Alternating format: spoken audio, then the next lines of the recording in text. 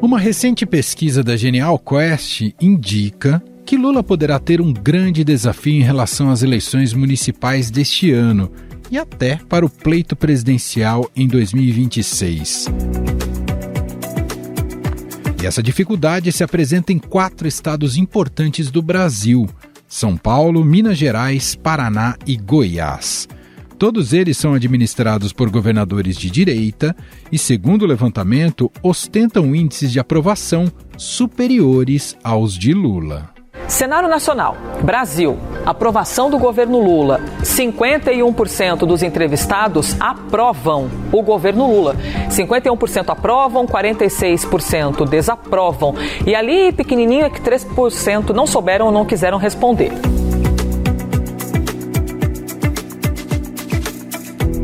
O governador de São Paulo, Tarcísio de Freitas, tem sua gestão aprovada por 62% dos eleitores do estado e rejeitado por 29%. Já Lula tem o seu governo aprovado por 50% dos eleitores paulistas e desaprovado por 48%. Não bateu arrependimento nenhum, era um evento institucional. Se não houvesse essa parceria, esse projeto não sairia do papel. Somos adversários, não podemos ser inimigos. O governador Romeu Zema ostenta um índice de aprovação em Minas Gerais de 62%, enquanto 31% desaprovam sua gestão. Com relação ao governo Lula, são 52% os mineiros que aprovam a gestão e 47% os que desaprovam. O presidente será bem recebido em Minas Gerais. Ele ganhou a eleição em Minas Gerais por uma pequena margem de votos. E Minas e governo federal têm de fazer muita coisa em comum.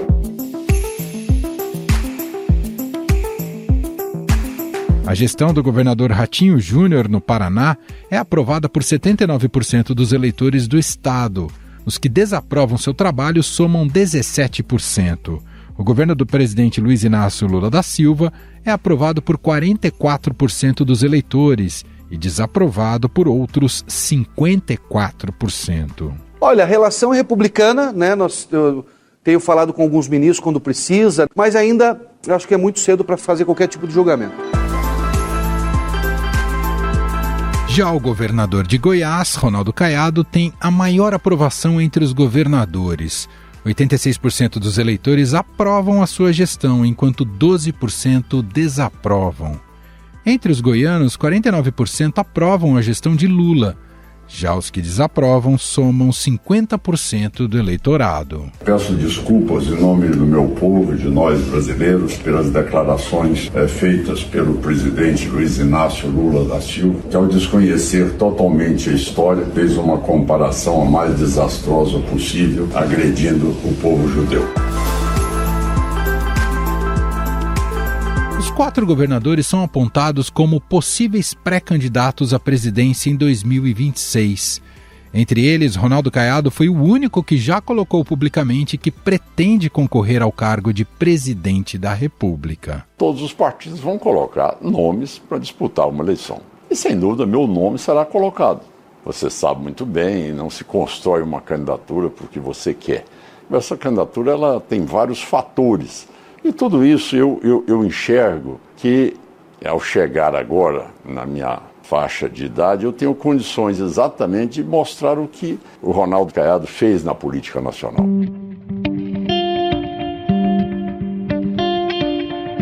Romeu Zema e Ratinho Júnior têm dito que ainda é cedo para pensar em 2026 e preferem não tocar no assunto.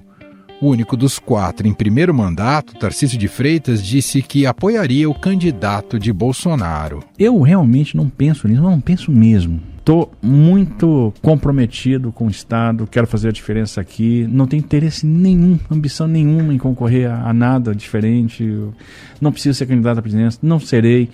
E vou apoiar quem o Bolsonaro apoiar, porque o Bolsonaro é um cara que foi importante na minha vida. De olho nessas forças desses governadores, em fevereiro Lula fez um movimento de aproximação com alguns deles. o petista esteve com o governador do Paraná, Ratinho Júnior, em uma assinatura de contratos de concessão de rodovias no estado. Meu papel aqui é só dar os parabéns ao ministro, ao governador, ao povo do Paraná. Eu acho que aquele povo produz tanto que eles merecem, sabe, ter uma qualidade de transporte extraordinária. Parabéns, Paraná.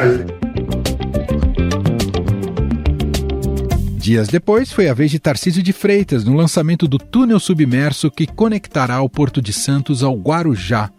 Na ocasião, os dois trocaram afagos. E quero te dizer, Tarcísio, você terá da presidência da República tudo aquilo que for necessário, porque eu não estou beneficiando o governador, eu estou beneficiando o estado mais importante da federação, com 42 milhões de habitantes. Em sua primeira visita a Minas Gerais, também neste ano, Lula e Zema dividiram palanque.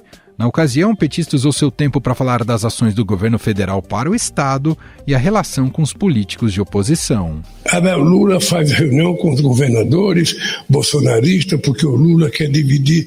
Eu não quero dividir nada. Eu não quero dividir, eu não estou fazendo reunião com o governador, eu estou conversando com o governo do estado que foi eleito. O que eu quero é que a gente construa no país uma relação civilizada. Há quem diga que o movimento do presidente é para tentar isolar Jair Bolsonaro, mas Lula negou que seja uma estratégia para rachar a direita. A questão é que o petista e esses governadores estarão em lados opostos nas eleições municipais, principalmente em suas capitais.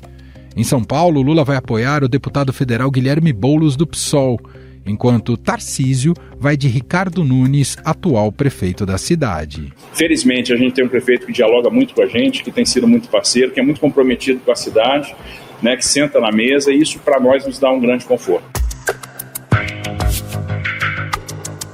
Já em Belo Horizonte, o apoio do presidente deve ir para o deputado federal pelo PT, Rogério Correia. Romeu Zema divulgou um vídeo para apoiar a candidatura da secretária de Planejamento do Estado, Luísa Barreto. Nós só vamos ter uma gestão que cria empregos, que cria renda, com bons candidatos.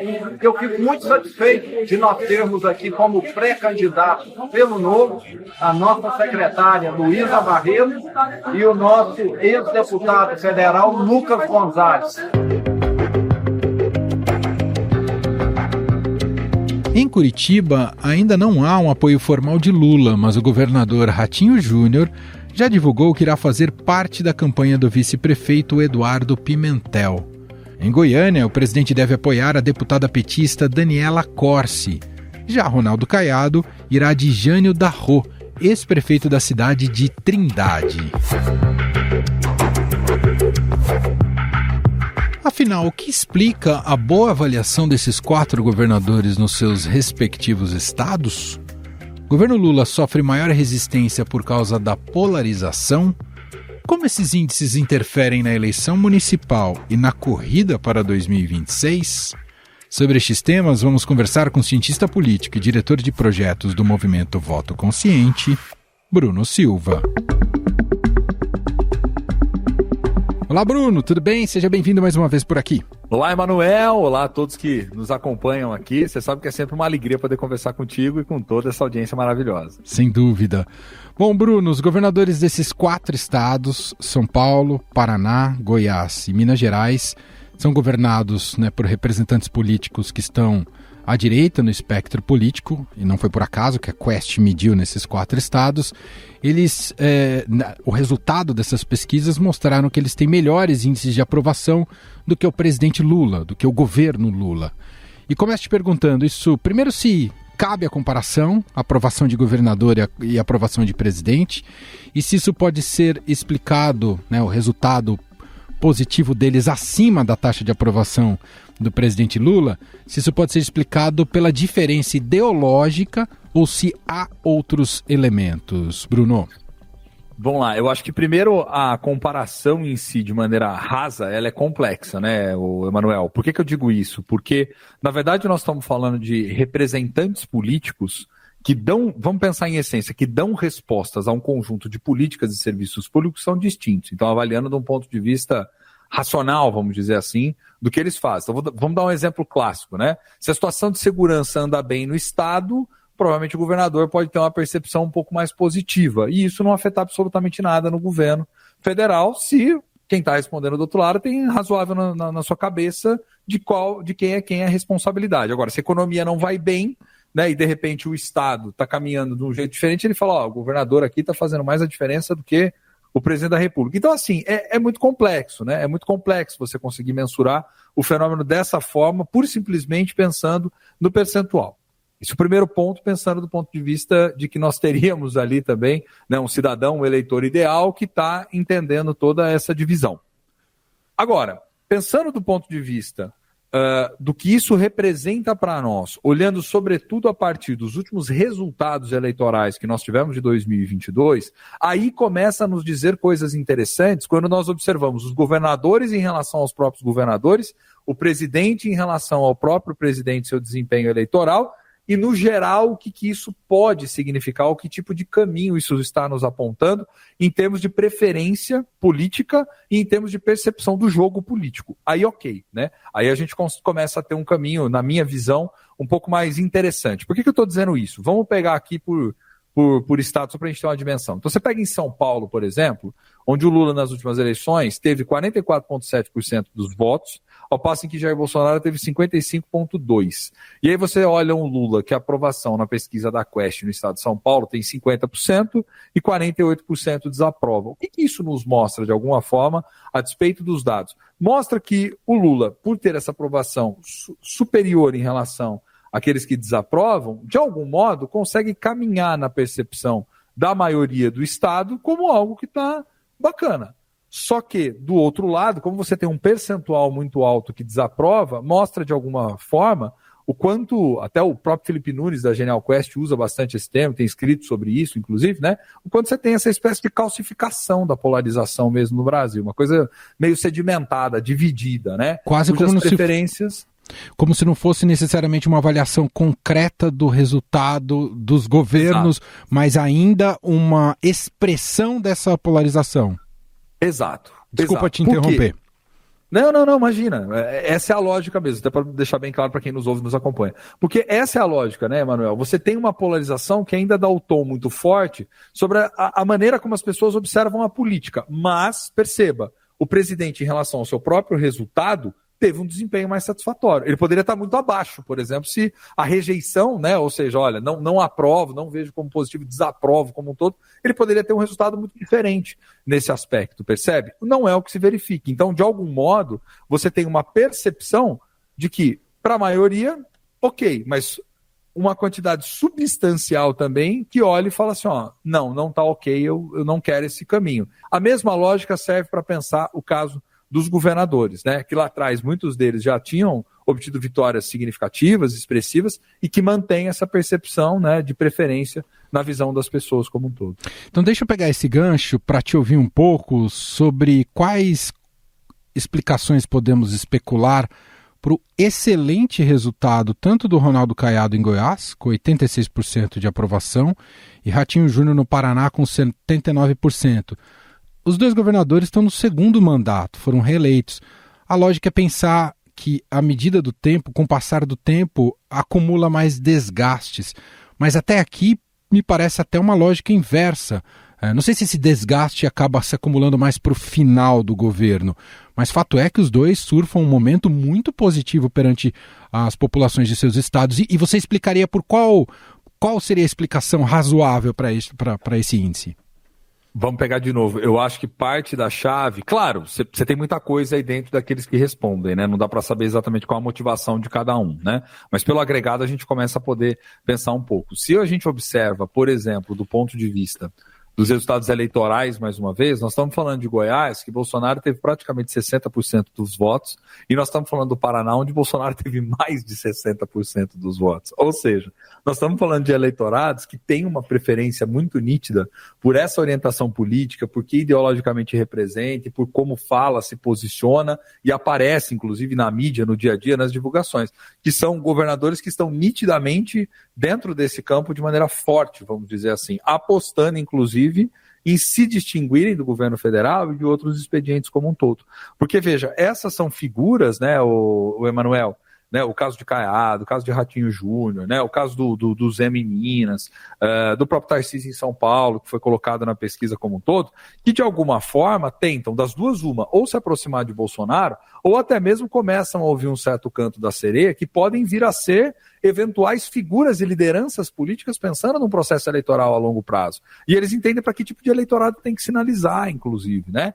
Então, essa aprovação, na minha percepção, tem muito mais a ver, às vezes, com essa questão da simpatia em si, do que uma capacidade de observar cada uma das políticas, cada um dos serviços em loco. E, claro, as respostas que dão em relação a alguns problemas como um todo. Você pega nessa dimensão da segurança, que é uma que é onde o Caiado está se dando bem, né?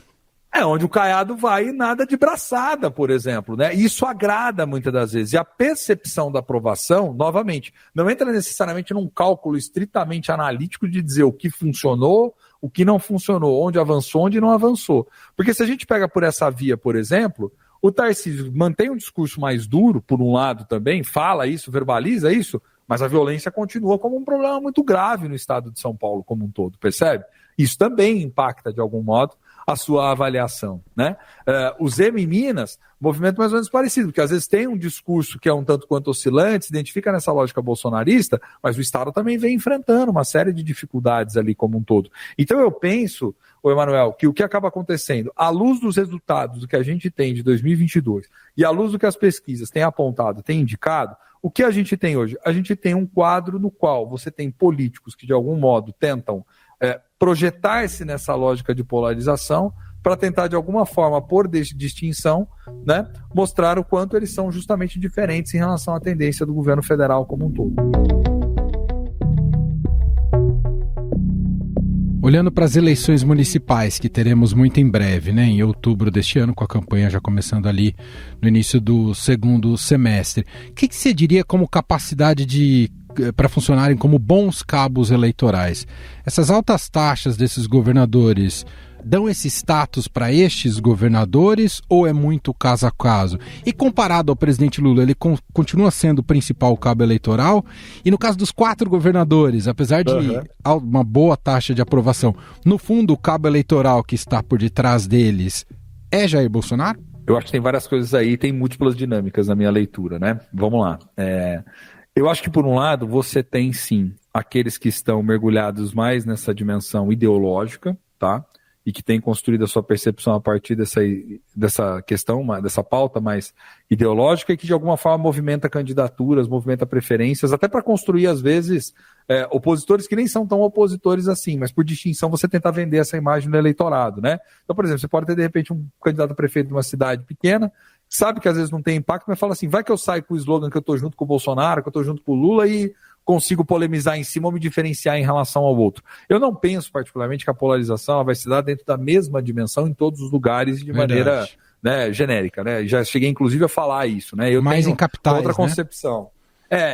Talvez nas capitais isso mais forte, também não todas, mas naquelas capitais, né, mais urbanizadas, mais, enfim, São Paulo, Rio, Minas, talvez isso possa ser mais significativo. Não sei se é o caso, por exemplo, né, de região norte, de outras localidades. Por quê? Porque eu vejo também as eleições municipais, o eleitor muito concentrado nos problemas da cidade. E tem muitas áreas específicas de política e serviço público que são problemáticas no Brasil, né, Manuel?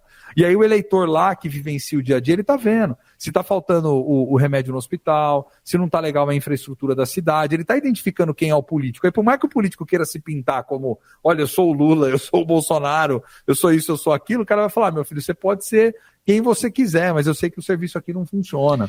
Eu sei que você fez um bom trabalho, mesmo que eu não goste muito de você, mas você fez um puta de um trabalho bom aqui. E entendeu? Muitas vezes em cidade pequena, muitas vezes a população mal sabe qual que é o partido do prefeito, não é? Exato. Ou do candidato a prefeito. Exato. Então você tem isso. Em capitais, as outras que você tem essa presença mais ideológica, essa lógica pode ser um tanto quanto mais distinta, vamos chamar assim. Agora, tem um outro elemento que é importante, que você havia me perguntado, sobre o impacto, o peso do governador. A variável governismo como um todo, ela é sempre muito significativa. Vamos fazer só um raciocínio a partir de São Paulo, embora não seja exemplificativo de todos os casos, mas um raciocínio acho que a partir de São Paulo nos permite entender um pouco do que eu quero ilustrar.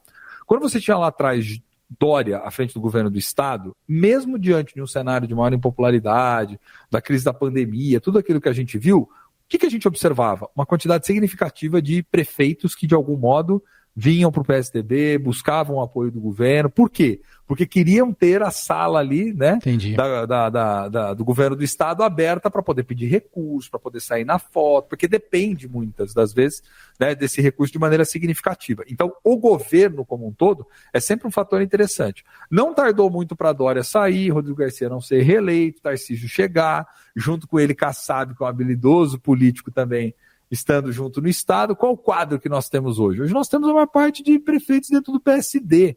Mas não é necessariamente o partido, né, do atual governador, que é o Tarcísio.